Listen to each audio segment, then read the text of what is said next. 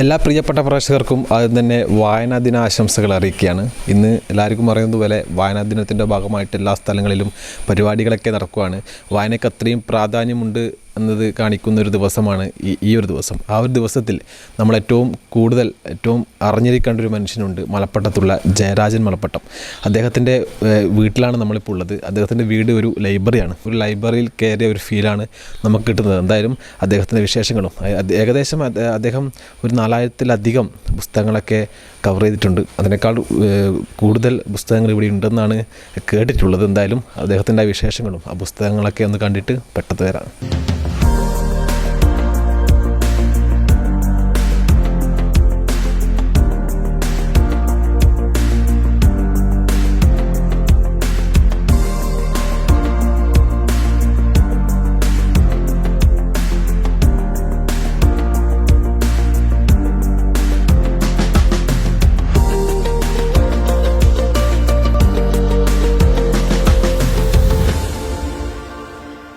എന്തായാലും അദ്ദേഹത്തിൻ്റെ വീടിൻ്റെ ഉള്ളിലാണ് നമ്മളുള്ളത്. കണ്ടാൽ മനസ്സിലാകും, ഒരുപാട് പുസ്തകത്തിൻ്റെ കളക്ഷൻസ് ഉണ്ട്. ഈ ഒരു ഭാഗങ്ങളിൽ ഒരു ലൈബ്രറിയിൽ എങ്ങനെയാണോ അതേ രീതിയിലാണ് ഇവിടെയും ഉള്ളത്. ജീവചരിത്രം, ആത്മകഥ, ഓർമ്മ, നിരൂപണം, ലേഖനം എന്നിങ്ങനെ ഒരുപാട് കളക്ഷൻസ് ആണ്. അതുപോലെ തന്നെ ഈ ഒരു ഭാഗത്തും നോവലിൻ്റെ ഭാഗമായിട്ടുള്ള ഒരുപാട് കളക്ഷൻസ് അദ്ദേഹത്തിനുണ്ട്. ഇത് അദ്ദേഹത്തിൻ്റെ ഹോം ലൈബ്രറിയാണ്, തക്ഷശില. എന്തായാലും ഈ ഹോം ലൈബ്രറിയും കൂടി എന്നൊക്കെ ഇവിടെയാണ് അദ്ദേഹത്തിൻ്റെ ഏറ്റവും കൂടുതൽ അദ്ദേഹം ചിലവഴിക്കുന്നതും പുസ്തകങ്ങൾ വായിക്കുന്നതൊക്കെ ഈ റൂമിലാണ്. മാഷെ നമസ്കാരം. നമസ്കാരം. എന്തായാലും ഈ വായനാ ദിനത്തിൽ ഏറ്റവും കൂടുതൽ അറിഞ്ഞിരിക്കേണ്ട ഒരാളാണ് ജയരാജൻ സാറ്. അപ്പോൾ എങ്ങനെയാണ് ഇതിൻ്റെ ഇത്രയും ഒരു കളക്ഷൻസ് ഉണ്ടാകുന്നത്? എവിടെ നിന്നാണ് ഇത്രയും? അത് എനിക്ക് വായനയോട് നല്ല താല്പര്യമായിരുന്നു വളരെ ചെറിയ കാലത്ത് തന്നെ. അതായത് UP സ്കൂളിൽ പഠിക്കും മുതൽ തന്നെ നല്ല താല്പര്യമായിരുന്നു. പക്ഷെ ആദ്യമൊന്നും പുസ്തകങ്ങൾ ഇങ്ങനെ പണം കൊടുത്ത് വാങ്ങാറില്ലായിരുന്നു. ലൈബ്രറികളെ ആശ്രയിക്കുകയാണ് ചെയ്യുന്നത്. പിന്നീട് നമ്മൾ ഒരു ജോലിക്കാരനൊക്കെ കയ്യിൽ പൈസയൊക്കെ വന്നതോടുകൂടി താല്പര്യമുള്ള റെഫറൻസ് പുസ്തകങ്ങൾ വാങ്ങൽ ആരംഭിച്ചു. കാരണം നമുക്ക് പലപ്പോഴും ആവശ്യമുണ്ടാകും. അപ്പോൾ ഓരോ പ്രാവശ്യവും ലൈബ്രറി സമീപിക്കൽ ബുദ്ധിമുട്ടാണെന്ന് തോന്നിയതുകൊണ്ട് അങ്ങനെ ആദ്യം കുറേ വർഷങ്ങളിൽ റെഫറൻസ് പുസ്തകങ്ങൾ മാത്രമേ വാങ്ങാറുണ്ടായിരുന്നുള്ളൂ. ഈ നോവൽ അങ്ങനെ ഒറ്റ വായനക്കുള്ള കൃതികളൊന്നും വാങ്ങാറില്ലായിരുന്നു. പിന്നീട് കുറച്ചും കൂടി നമ്മൾ വലുതാവുകയും വായനശാലകൾക്ക് അധികം സമീപിക്കാതെ ഒരു ചിന്താഗതി വന്നപ്പോൾ വാങ്ങാൻ തുടങ്ങി. ഓഫീസുകളിലൊക്കെ ആളുകൾ കൊണ്ടുവരും. അപ്പോൾ അവർക്കൊരു സഹായം എന്ന നിലയിൽ നമ്മളിങ്ങനെ വാങ്ങിച്ചു തുടങ്ങി. അങ്ങനെ വാങ്ങി പിന്നെ അതൊരു ക്രൈസായി മാറി. യഥാർത്ഥത്തിൽ പുസ്തകം വാങ്ങലും വായനയോട് ഒപ്പം തന്നെ ഒരു ക്രൈസായി മാറി.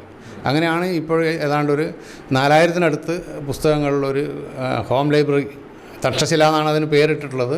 ലോകത്തിലെ ആദ്യത്തെ യൂണിവേഴ്സിറ്റികൾ, സർവകലാശാലകളിൽ ഒന്നാണ്. ഏറ്റവും പ്രിയപ്പെട്ട ഒരു പുസ്തകം ഉണ്ടാവും, അതേതാണ്? ശരിക്കും എനിക്ക് അങ്ങനെ ഇല്ല. അതാണ്, പ്രിയപ്പെട്ട പുസ്തകവും ഇല്ല, പ്രിയപ്പെട്ട എഴുത്തുകാരുമില്ല. പ്രിയപ്പെട്ട കുറേ ആളുകളുണ്ട് എന്നുള്ളതാണ് സത്യം. പിന്നെ നമ്മുടെ പ്രിയങ്ങളും മാറി മാറി വരും. നമ്മുടെ വായനയുടെ അളവും വ്യാപ്തിയും ആഴവും കൂടുന്നതിനനുസരിച്ച് നമ്മുടെ പ്രിയപ്പെട്ട ആളുകളുടെ പേരും മാറി മാറി വരും എന്നുള്ളതാണ്. അതുപോലെ പുസ്തകങ്ങളുടെയും.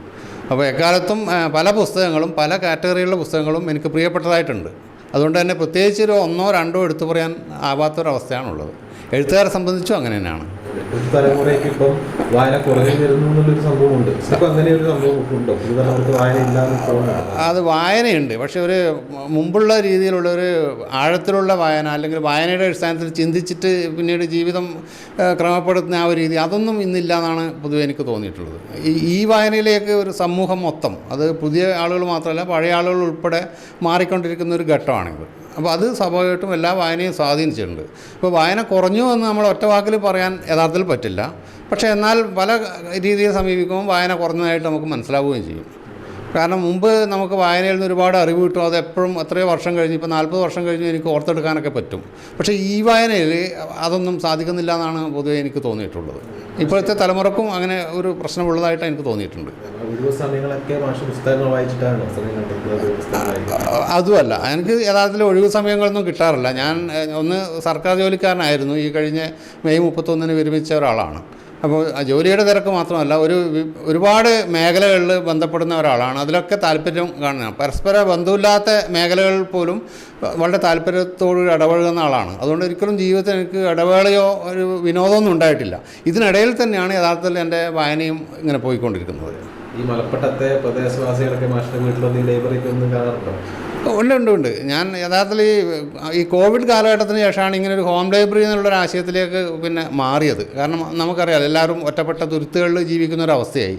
അപ്പോൾ എനിക്ക് അന്ന് തന്നെ ഒരുപാട് പുസ്തകങ്ങളുണ്ടായിരുന്നു. അപ്പോൾ അതുകൊണ്ട് തന്നെ നമ്മുടെ സമൂഹത്തിൽ എന്തെങ്കിലും ഒരു പ്രയോജനം വേണമെന്ന രീതിയിൽ ഒരു ഹോം ലൈബ്രറി ആയിട്ട് സെറ്റപ്പ് ചെയ്ത് ഞാൻ ബൈക്കിൽ ആരെങ്കിലും പുസ്തകം വേണമെന്ന് ആവശ്യപ്പെട്ടിട്ടുണ്ടെങ്കിൽ ബൈക്കിൽ അവരുടെ വീട്ടിൽ എത്തിച്ചു കൊടുക്കുന്ന ഒരു രീതി ആ കോവിഡ് കാലത്ത് നമ്മൾ തുടങ്ങിയിരുന്നു. അതുപോലെ പിന്നെ നമ്മുടെ ഫാമിലി കുടുംബാംഗങ്ങളും ഒക്കെ അവർക്കൊരു പ്രേരണ നൽകും. അങ്ങനെ പലരും ഇതിൽ നിന്ന് പുസ്തകം എടുത്തിട്ട് അങ്ങനെ വായിക്കാറുണ്ട്. അങ്ങനെ ഒരു പുസ്തക ലൈബ്രറിയുടെ പലൊരു പുസ്തക വിതരണ രജിസ്റ്റർ അതൊക്കെ ഉണ്ട്. അവരെ ഒപ്പിട്ടിട്ട് എടുത്ത് അങ്ങനെയുള്ള ഒരു രീതി ഏതാണ്ട് ഒരു സമാന്തരമായ ഒരു ലൈബ്രറിയുടെ രീതിയിൽ ഇത് ഇപ്പം മുന്നോട്ട് പോകുന്നുണ്ട്. പക്ഷേ എന്നാലും ഇപ്പം വായനക്കാർ കോവിഡ് കാലത്തെ അപേക്ഷിച്ച് കുറച്ചുകൂടി കുറവാണ്. കാരണം ആളുകൾ കുറച്ചും കൂടി സ്വതന്ത്രരായല്ലോ. ആ ഒരു പ്രശ്നം ഉണ്ട്. എങ്കിൽ പോലും ഇതിൽ സന്തോഷം നൽകുന്നുണ്ട്. പക്ഷേ ഇത്രയും പുസ്തകങ്ങൾ വായിച്ച ഒരാളാണ്. അത് വായിച്ചത് കൊണ്ട് മാഷ് എഴുത്തിലേക്ക് കടന്നിട്ടുണ്ട്. എഴുത്ത് ഒരു പുസ്തകം തയ്യാറാക്കാൻ ഒരു പ്ലാനിങ്? അതൊരു നല്ല ചോദ്യമാണ് ശരിക്ക്. ഞാൻ പിന്നെ സ്കൂൾ കോളേജ് വിദ്യാർത്ഥിയായിരിക്കുന്ന സമയത്ത് എഴുതാറുണ്ടായിരുന്നു. യഥാർത്ഥത്തിൽ ആദ്യം കവിതയായിരുന്നു എഴുതായിരുന്നു. ഹൈസ്കൂൾ പഠിക്കുന്ന സമയത്ത് കഥയും കവിതയൊക്കെ എഴുതാറുണ്ടായിരുന്നു. കോളേജ് പഠിക്കുന്ന സമയത്ത് SES college, Mattannur Pazhassiraja NSS college ഇവിടങ്ങളിലൊക്കെ പഠിക്കുമ്പോൾ അവിടുത്തെ കോളേജ് മാഗസിനുകളിൽ സ്ഥിരം എൻ്റെ സൃഷ്ടികൾ ഉണ്ടാവാറുണ്ടായിരുന്നു. പക്ഷേ അതിനുശേഷം ഒരു ജോലിക്കാരനായി മാറിയതോടുകൂടിയിട്ട് ആ സർഗാത്മക ശ്രദ്ധ എന്നിൽ യഥാർത്ഥത്തിൽ കുറയാണ് ഇത്. ഞാനിപ്പോൾ അവസാനം ചെയ്ത ജോലി ഓഡിറ്റ് ജോലിയാണ്. അത് ഒരു 29 വർഷത്തോളം ഓഡിറ്റ് ഡിപ്പാർട്ട്മെൻറ്റിലായിരുന്നു. ഈ ഡിപ്പാർട്ട്മെൻറ്റിൽ വന്നതിന് ശേഷം എനിക്ക് ഒന്നും എഴുതാൻ പറ്റിയില്ല എന്നുള്ളതാണ് സത്യം. ഞാൻ ഏറ്റവും അവസാനമായി എഴുതിയത് അതിന് തൊട്ട് മുമ്പുള്ള മെഡിക്കൽ എഡ്യൂക്കേഷൻ വകുപ്പിൽ തിരുവനന്തപുരത്ത് ജോലി ചെയ്യുമ്പം എഴുതിയ കവിതയാണ് എൻ്റെ അവസാനത്തെ ഈ സർഗസൃഷ്ടി. എനിക്ക് എന്തായാലും എഴുത്തിലേക്ക് കടക്കണം എന്നുള്ള ആഗ്രഹമുണ്ട്. അപ്പോൾ ഇപ്പോൾ ഞാൻ കുറച്ചും കൂടി സ്വതന്ത്രനായതുകൊണ്ട് അതിലേക്ക് കടക്കാൻ തന്നെയാണ് എൻ്റെ ആഗ്രഹം. ഇപ്പോൾ ഈ ലൈബ്രറി സെറ്റപ്പ് ചെയ്തതിന് ശേഷം ഇവിടെ ഉള്ളവരൊക്കെ എൻ്റെ ഭാര്യയൊക്കെ ഒരുപാട് പുസ്തകങ്ങൾ എടുത്തിട്ട് എന്നെക്കാൾ വേഗത്തിൽ പുസ്തകങ്ങൾ വായിച്ച് തീർക്കാറുണ്ട്.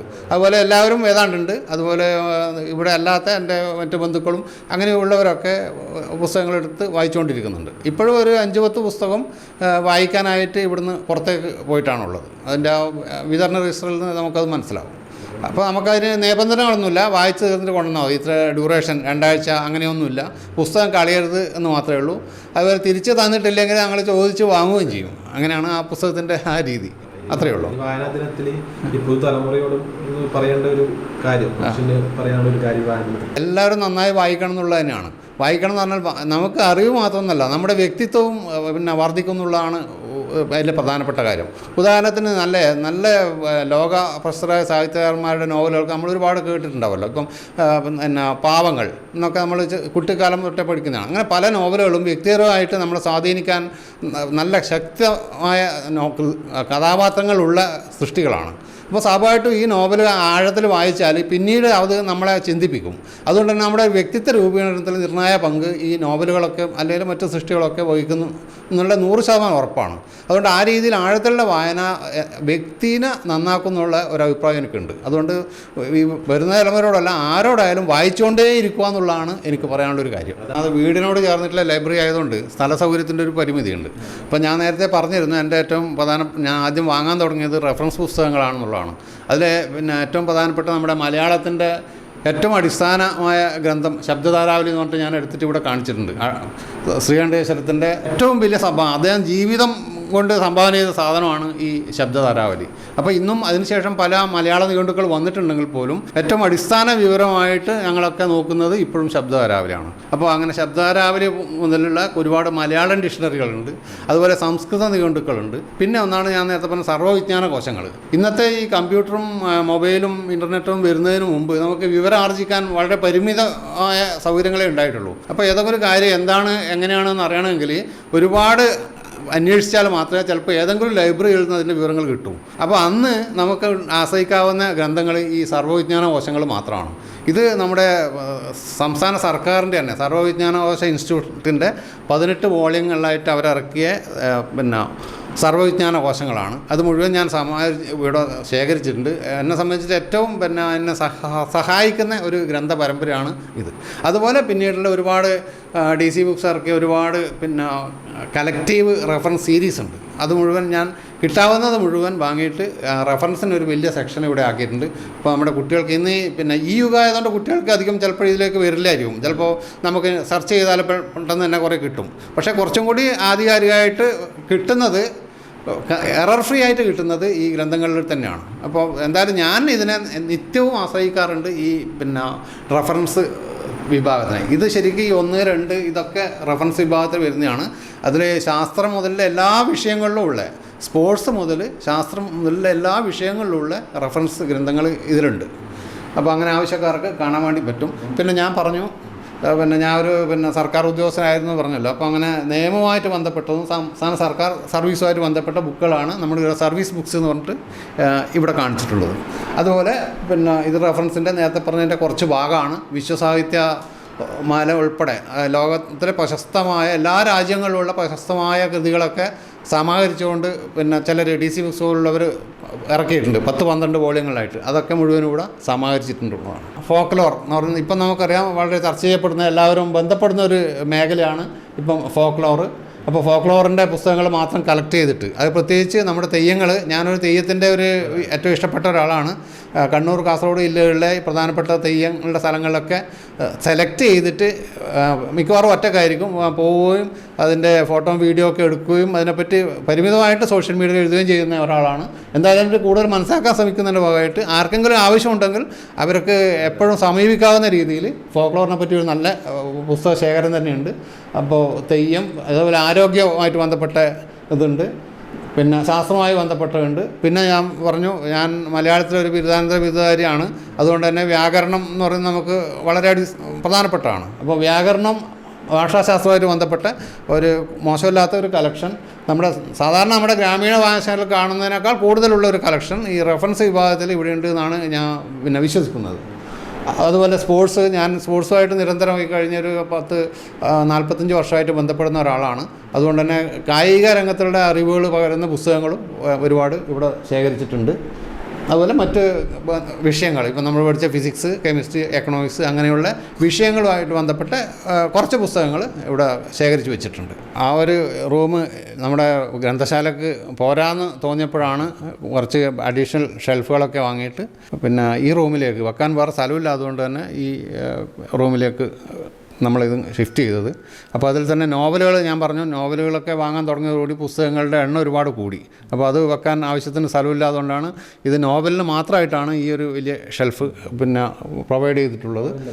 നോവലിന് മാത്രമാണ്. അതിൽ മലയാള നോവൽ മാത്രമല്ല, ഇന്ത്യൻ ഭാഷകളിലെ നോവലുകളുണ്ട്, നമ്മുടെ ലോകപ്രസിദ്ധമായ നോവലുകളും ഒക്കെ ഉണ്ട്. അതുപോലെ കുറ്റാന്വേഷണ നോവലുകളുണ്ട്. എൻ്റെയൊക്കെ വായന തുടങ്ങുന്ന ആദ്യകാലത്ത് ഏറ്റവും ഇഷ്ടപ്പെട്ട ഒന്നാണ് ഈ കുറ്റാന്വേഷണ നോവലുകളുടെ വായന.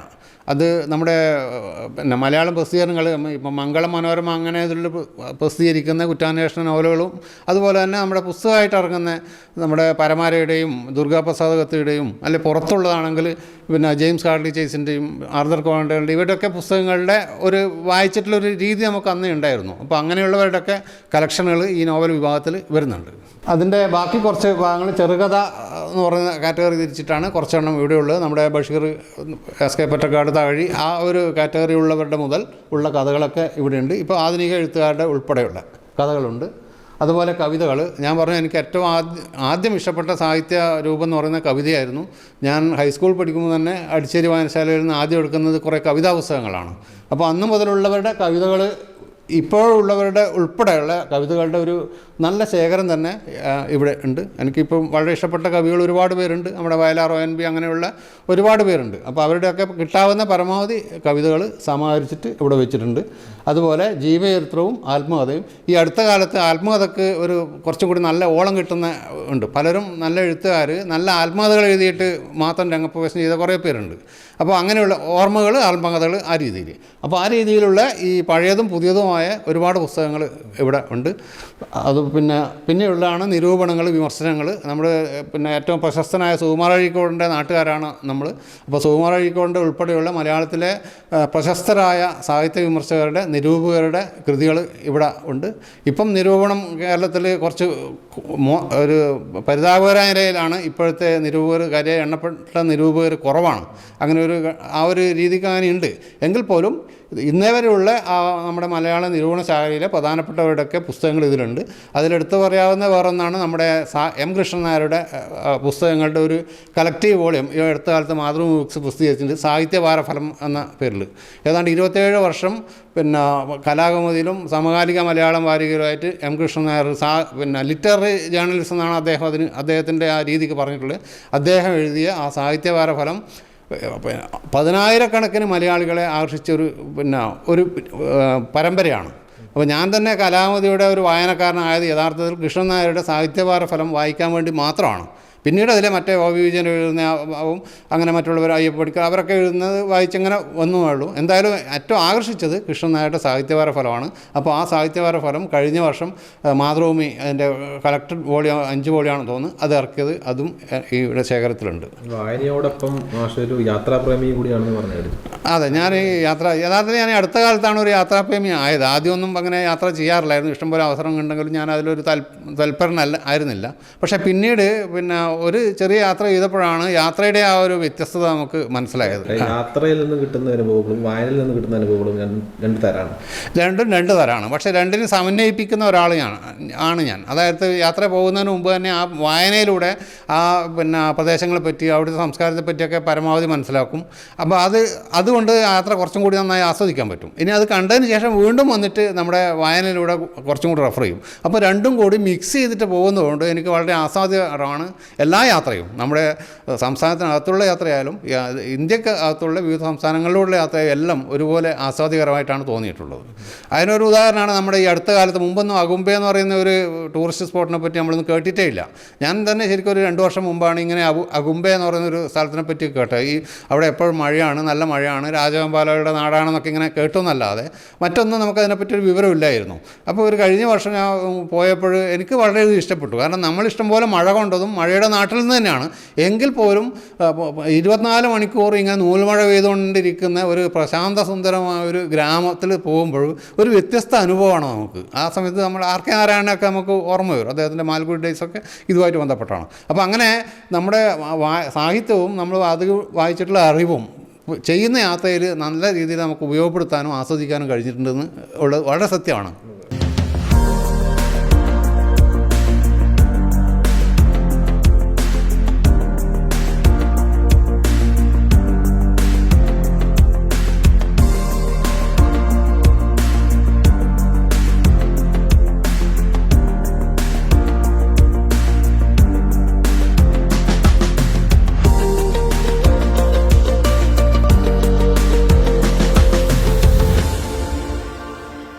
എന്തായാലും ഒരു വീട്ടിലേക്ക് പോയൊരു ഫീലല്ല നമുക്ക് കിട്ടിയത്. ഒരു ലൈബ്രറിയിലേക്ക് കയറുന്നൊരു ഫീലാണ്.